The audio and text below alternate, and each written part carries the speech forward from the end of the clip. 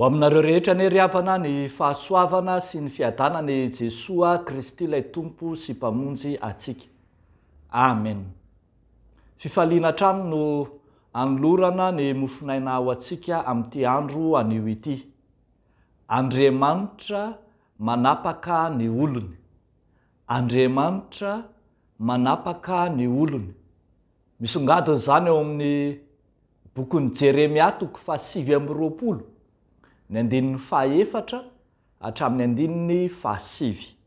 Amin'ny anaran'ny Tompo manao hoe: izao no lazain'i Jehova tompony maro, Andriamanitry ny Israely.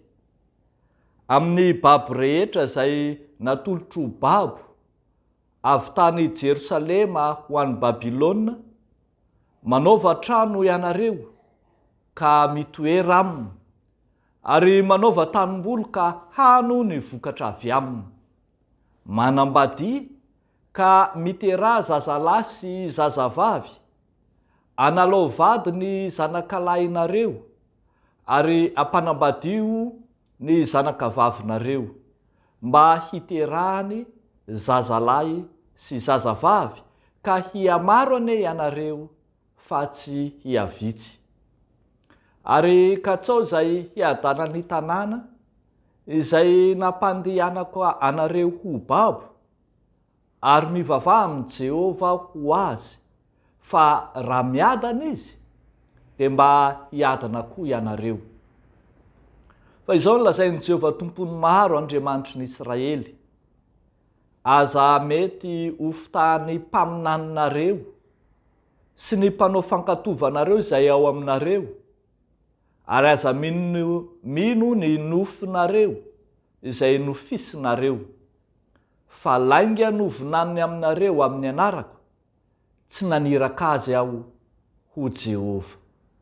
Ray Masino, manamasina anay amin'ny fahamarinana, ny teninao no fahamarinana. Amen. Andriamanitra manapaka ny olony.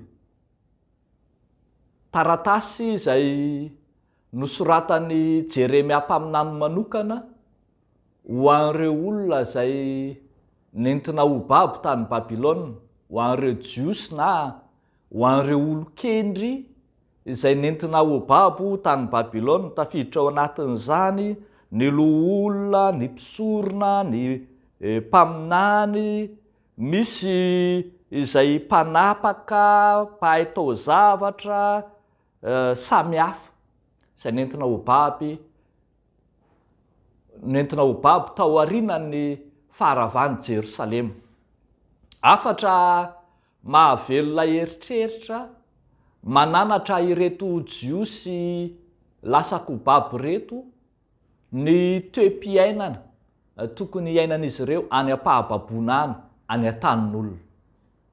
Afatra izay feno fahendrena izay ambara nefa fa mitondra soa ho an'ireo jiosy ireo, ho an'ireo jiosy voababo, ary manorana azy ny tokony atao mba hahazoany miaina tsara amin'ny fiainany andavanandro. Anarina tsara izy ireo mba hipetraka tsara any am-pahababoana, tsy hikomy, tsy anjononjonitra foana, fa hiaina sy hipetraka amin'ny filaminana, hazoto sy hahery asa, ary anao izay azo ampandrosoana ny tany.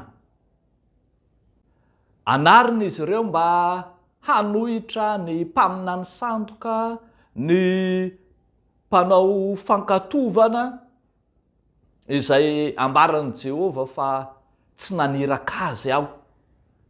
Eny, toa mpanakorotana fotsiny aza izy ireny. Anarina hipetraka tsara fa mbola ho lava ny fivahinianany ao, tsy ny fanoherana fa ny fandraisana anjara amin'ny fampandrosoana ny tanàna no ampandroso azy ireo koa. Ny fandraisana anjara hahasambatra ny tanàna no hahasambatra azy na dia any ampahababona ary reto ary dia hita mihitsy hoe tokony ataon'izy ireo ary ny mivavaka ho an'ilay tanàna izay nambabo azy ambara mantsy ry avako fa faminaniana avy amin'ny Jehova tompony maro ity faminaniany Jeremia ty hitantsika miverina indroa zany eo amin'ny 14 sy ny 15 izao nolazainy Jehova tompony maro lay Adonai Tsebaoth lay Andriamanitry ny tafika ka amin'izany na dia any ampahababona ary izy ireo dia io Andriamanitry ny tafika io no andray an-tanana izy no anapaka sady hanapaka ny jiosy voababo no hanapaka ao Babilôna raha teo ihany koa.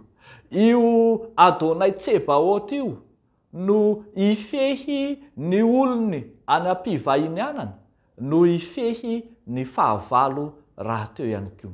Io Adonai Tsebaoth io no manomana planina ho an'ny olona sady efa manomana planina hivoahany ao Babilôna raha teo ihany koa.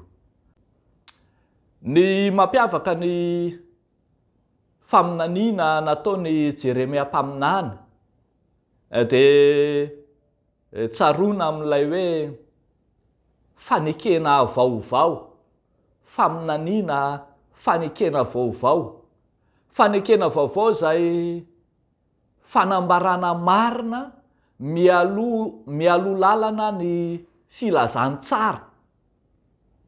Ary maro ny mpandinika izay maneho hevitra izay miantso any Jeremia mpaminany ho toy ny mpaminany evanjelika, mpaminany izay ahitana taratra sahady ao aminy ny fiainan'i Jesoa Kristy, lay te hamonjy ny very, lay te hanafaka ny olona, eny ilay tia ny olona rehetra. Fa efa tonga tokoa ny zanak'olona hitady sy hamonjy ny very.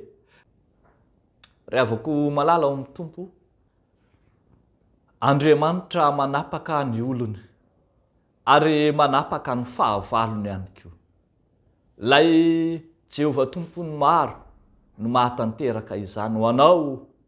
Tsy tokony hisy hahataitra anao na hanakana anao tsy handroso, hanakana anao tsy hanao ny fiainanao andavanandro, ny toe-javatra izay mety manahirana anao na ny fahavalonao na izay rehetra mitady hambabo anao. Tohizo ny fiainanao andavanandro, tohizo ny fitoriana ny filazantsara, tohizo ny fanompony, fa Andriamanitra no miantsehatra any amin'izay manahirana anao rehetra.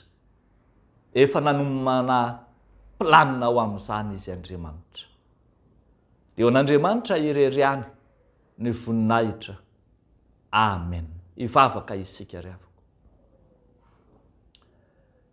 Ry Andriamanitra izay miasa ao anay eo, lehibe tsy takatry ny sainay lay Andriamanitra miantsehatra any anivon'ny olam-piainanay, eo anivon'ny fahavalonay, eo anivon'ny izay mambabo anay, eny eo anivon'izay tsy ahafahanay miroso intsony, dia mbola any ianao miasa, mamaha olana, manafaka. Misaotra Tompo, ary misaotra anao noho ny amin'i Jesoa Kristy zanakao izay nirahanao hamonjy izao tontolo izao. Amin'izao akatoko ny fankalazana ny Noely izao, ato anatin'ny herinandro sambatra, dia midera sy mankalaza manome voninahitra anao izahay, mitodika aminao ny voary manontolo. Ho anao ny tera sy ny voninahitra mandrakizay. Misaotra Tompo.